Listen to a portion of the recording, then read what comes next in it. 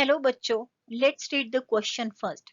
The question says, daughter cells formed as a result of meiosis differ not only from parent cell in having half the number of chromosomes, but also differ among themselves qualitatively in genetic constitution as a result of। और नीचे हमें 4 options दिए गए हैं। उनमें first option हमारे पास है क्रॉसिंग ओवर ओनली, सेकंड है segregation and crossing over, third है crossing over independent assortment and segregation, and fourth है मेटाफिजिक अरेंजमेंट ऑफ क्रोमोसोम्स। तो अब यहाँ पे पहले हम अपना की कॉन्सेप्ट देखें। तो हमारा जो की कॉन्सेप्ट है वो हो जाएगा मेयोसिस, क्योंकि यहाँ पे हम बात कर रहे हैं मेयोसिस डिवीजन की। मेयोसिस जो है ये एक सेल डिवीजन है जिसमें कि गेमीट्स बनते हैं और हमारे पास फाइनल प्रोडक्ट जो होता है, हमारे पास यहाँ पे 4 हेप्लॉइड सेल्स बनते हैं।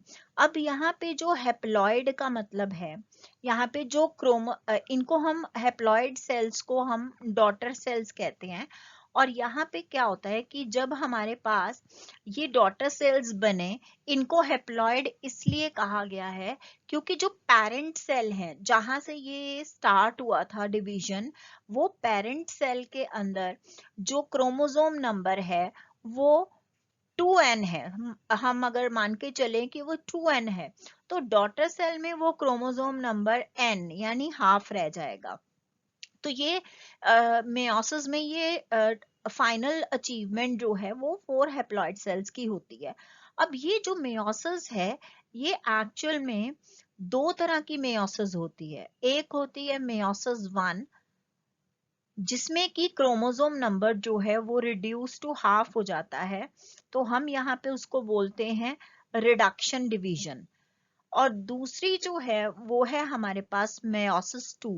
मेयोसिस 2 में स्टेप्स जो हैं, फेजेस स्टेजेस सेम होती हैं, मगर यहाँ पे नंबर ऑफ जो क्रोमोसोम है वो यहाँ रिड्यूस नहीं हो रहा, इसीलिए हम इसको कहते हैं इक्वेशनल डिवीजन। अब यहाँ पे हमारे पास जो स्टेप्स आते हैं मेयोसिस में, हमारे पास जो हमारे क्वेश्चन में भी पुट अप किया गया है कि जो हेप्लॉइड सेल्स बने हमारे पास, एक तो नंबर ऑफ क्रोमोसोम डिफर कर रहा है। तो हमारे पास जो डॉटर सेल में है उनमें नंबर ऑफ जो क्रोमोसोम है वो हमारा हाफ हो गया। एक तो ये चीज हो गई कि नंबर ऑफ क्रोमोसोम हाफ हुआ, और दूसरा ये हो गया कि यहाँ पे जो है हमारे जो जेनेटिक कॉन्स्टिट्यूशन है वो भी डिफर कर गया। तो क्वालिटेटिवली डिफर कर गया, क्वांटिटी के साथ साथ क्वालिटी में भी फर्क पड़ा। अब ये जो चीजें हैं इसके पीछे जो रीजंस हैं, जो स्टेप्स इन्वॉल्व है, यहाँ पे जो पहले हमारे पास जो 4 हेप्लॉइड सेल्स फाइनली बनेंगे, सबसे पहले जो हमारी स्टेजेस हैं उसके अंदर यहाँ पे एक रिकॉम्बिनेशन होता है। रिकॉम्बिनेशन जो है, रिकॉम्बिनेशन प्रोसेस जो है, इसमें हमारे पास जो प्रोसेस, इसको रिकॉम्बिनेशन बोलेंगे या हम इसको क्रॉसिंग ओवर भी बोल सकते हैं।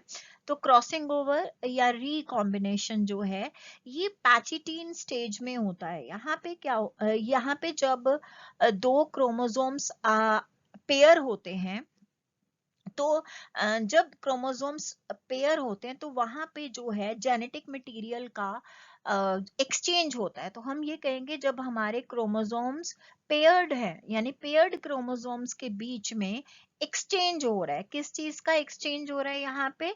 डीएनए का, जो कि जेनेटिक मटेरियल है। तो एक्सचेंज हो रहा है डीएनए का, इसी को हम या तो रिकॉम्बिनेशन कह रहे हैं या हम क्रॉसिंग ओवर कह रहे हैं। तो इसकी वजह से ऑब्वियसली अगर डीएनए चेंज हो रहा है तो यहाँ पे चेंजेस आएंगे मटेरियल में, जेनेटिक मटेरियल में। उसके बाद हमारे पास यहाँ पे एनाफेज 1 जो है, जैसे वो पैचिटीन प्रोफेज की फेज प्रोफेज में अकर हो रहा था, यहाँ पे एनाफेज 1 जो है, यहाँ पे जीन्स सेग्रीगेट होंगी। सेग्रीगेशन होगा जब जीन्स का, तो उससे भी जो है वो डिफरेंस आएगा, जेनेटिक कॉन्स्टिट्यूशन जो है वो डिफर करेगा।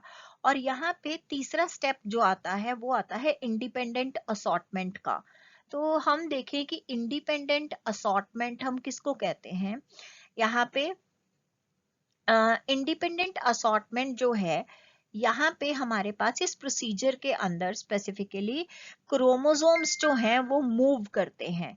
तो जो पहले तो वो सेपरेट होते हैं, सेग्रीगेट हुए, तो ये क्रोमोसोम्स जब सेपरेट होते हैं तो ये मूव करते हैं टुवर्ड्स द पोल्स। और यहाँ पे टू सेपरेट पोल्स से दो अलग अलग डायरेक्शंस में चले जाते हैं, दो सेपरेट पोल्स पे मूव करते हैं। इसकी वजह से जो गैमीट बनते हैं, जितने भी गैमीट होंगे इंडिपेंडेंट असॉर्टमेंट की वजह से, जो ईच गैमीट है उसके अंदर जो कॉम्बिनेशन होगा वो डिफरेंट होगा। किस चीज का कॉम्बिनेशन? जो हमारा क्रोमोसोम का कॉम्बिनेशन है तो वो डिफरेंट होगा। अगर क्रोमोसोम का कॉम्बिनेशन डिफरेंट होगा तो ऑब्वियसली जेनेटिक कॉन्स्टिट्यूशन डिफरेंट हो गया। तो इस तरीके से हमारे, अगर हम फाइनल आंसर देखें तो ऑप्शन सी, जिसमें कि हमारा crossing over, independent assortment and segregation, तीनों जो हैं वो हमारा करेक्ट ऑप्शन है। I hope you understood it well. Best of luck.